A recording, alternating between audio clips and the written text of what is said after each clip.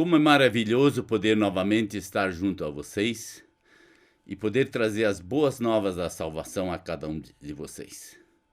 O desejo deste programa é que você possa crescer na graça e no conhecimento com Jesus Cristo.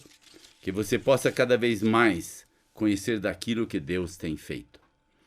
Nós estamos estudando os grandes personagens do Velho Testamento. E semana passada já começamos a falar de Abraão, mas Abraão não tem como fazer uma vez só. Você tem que falar algumas vezes de Abraão. E hoje eu quero falar mais uma vez sobre ele, porque ele tem sido uma bênção na vida de muitas pessoas. Abraão vai morar naquela terra que Deus havia prometido a ele, e aí ele cresce, ele se desenvolve, e ele enriquece, e ele tem muitos empregados e muitos animais. E ele tem um sobrinho com ele chamado Ló, e que nós vamos conversar sobre ele nas próximas semanas também.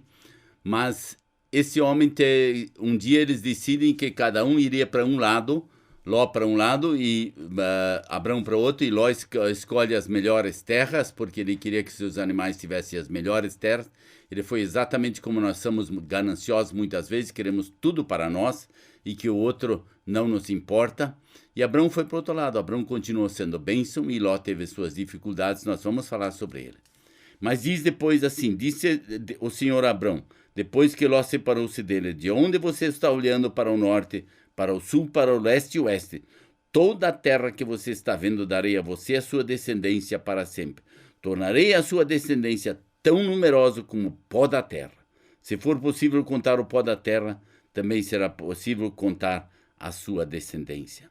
A descendência dele cresceu ilimitadamente pelo mundo afora. Quantos judeus viveram nesses 4.000 anos desde Abraão até hoje? Eu não sei se alguém sabe, mas eles viveram sobre essa terra.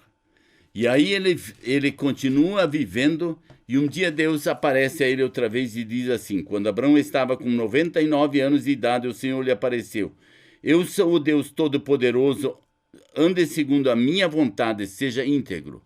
Estabelecerei a minha aliança entre mim e você, e multiplicarei muitíssimo a sua descendência. Essa promessa sempre vinha de novo.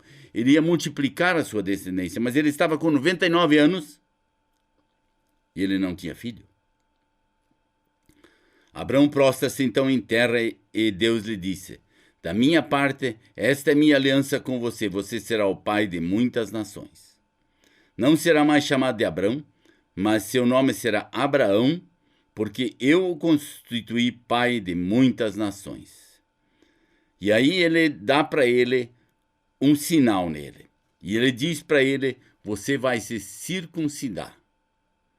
Todo homem, agora todo sexo masculino, será circuncidado na sua casa, para que esse seja o sinal que eu vou colocar em você. E até hoje, o povo judeu continua fazendo este ato no 8º dia depois que o filho homem nasce. Ele é circuncidado para que eles cumpram a promessa com Deus, a aliança que eles fizeram com Deus. Abraão vive, Abraão recebe um filho.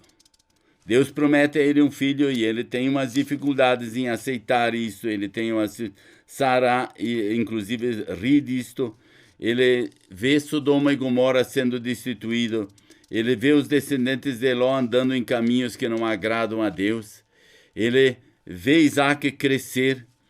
E um dia Deus diz para ele assim: Abraão, eu preciso conversar com você. Ele respondeu: eis-me aqui. Então disse Deus a ele: tome seu filho, seu único filho Isaque, a quem você ama, e vá para a região de Moriá.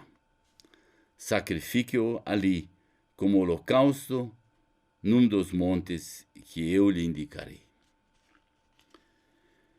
99 anos de idade ele teve um filho, agora ele já estava com mais de 100. Deus tinha dito para ele: você vai ter uma descendência como o pó da terra. E aí, com o único filho que ele tem, Deus diz para ele: vá e sacrifique ele. Na manhã seguinte, ele levantou-se, preparou tudo, levou consigo 2 seus servos e partiu.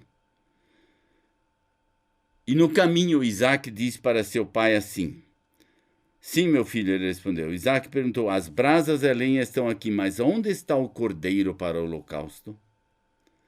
E respondeu Abraão: Deus mesmo há de prover o cordeiro para o holocausto, meu filho. E os dois continuaram a caminhar juntos. A fé que este homem tinha. Deus tinha prometido a ele uma descendência, não importava o que ia acontecer. E agora Deus estava cobrando dele o seu filho. E ele diz: está bem, eu vou fazer. Ele vai até o Monte Moriá, ele constrói um altar, ele deita a lenha em cima e daí ele diz para seu filho Isaque: vem cá. Amarra seu filho, deita ele em cima do altar e puxa o cutelo para matá-lo. E quando ele puxa o cutelo para matá-lo, ele ouve a voz de uma ovelha fazendo bé.